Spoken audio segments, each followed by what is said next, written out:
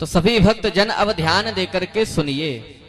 भगवान श्री कृष्ण गोपियों के साथ में उस रास लीला को, बालक क्रीड़ा को करने के लिए बांसुरी बजा रहे हैं। तो भगवान ने जब बांसुरी बजाई और भगवान श्री कृष्ण की उस दिव्य मुरली की धुन को जब गोपियों ने सुना, तब तो जो गोपी भगवान की उस बांसुरी को सुनती, तब तुरंत अपने सारे कार्यों को छोड़ करके मेरे कन्हैया से मिलने के लिए दौड़ पड़ती। पयोधिसृत्य संयाव, कई गोपियां तो चूल्हे पर दूध को गर्म कर रही थी, लेकिन श्री कृष्ण की बांसुरी को सुनते ही उस दूध को चूल्हे पर ही छोड़ गईं और दौड़ पड़ी अपने श्याम सुंदर से मिलने के लिए। कुछ गोपियां चूल्हे पर रोटियां बना रही थीं, लेकिन जैसे ही कान्हा की बांसुरी की आवाज उनके कानों तक सुनाई दी, तब तुरंत उस रोटी को चूल्हे में ही छोड़ गईं और दौड़ पड़ी अपने श्याम सुंदर से मिलने। जैसे ही भगवान की बांसुरी को सुनती, तो जो भी कार्य वो कर रही थी, तुरंत उस पर विराम लगा करके दौड़ पड़ी भगवान से मिलने। तो सभी भक्त ध्यान देना, वो गोपियां जैसे ही भगवान की बांसुरी को सुनती हैं, तब कन्हैया से मिलने के लिए दौड़ पड़ती हैं। आज भगवान श्री कृष्ण भी उन गोपियों का स्वागत कर रहे हैं।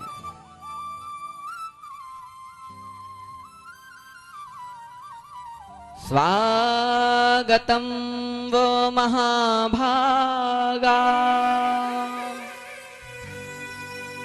प्रियं किं करवाणि वः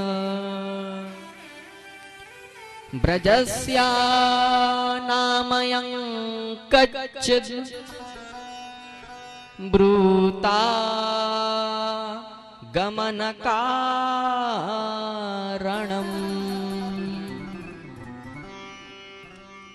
स्वागतम वो महाभागा। ध्यान देना, इस श्लोक में भगवान श्री कृष्ण गोपियों का स्वागत तो कर रहे हैं, लेकिन क्या कहकर? महाभागा कहकर गोपियों को महाभागा कहा है। स्वागतम वो महाभागा। और महाभागा किसे कहते हैं? महाभागा का मतलब है अति भाग्यशालिनी, सौभाग्यशालिनी, जिसका परम सौभाग्य हो, वो महाभागा। यानी कि भगवान उन्हें महाभागा इसीलिए कह रहे हैं क्योंकि भगवान ये विचार कर रहे हैं कि जो गोपियां मेरे लिए अपना सब कुछ त्याग करके, संसार की इन जिम्मेदारियों को त्याग करके यहां पर आ गई हैं, ये कोई साधारण गोपियां नहीं हो सकती, ये कोई साधारण स्त्रियां नहीं हो सकती हैं, बल्कि ये तो महाभागा है। ध्यान देना, सांसारिक जिम्मेदारियों को त्याग पाना अत्यंत कठिन है, लेकिन भगवान श्री कृष्ण उन गोपियों की प्रशंसा क्यों कर रहे हैं? क्योंकि उन गोपियों ने उन सांसारिक जिम्मेदारियों को भी त्याग दिया।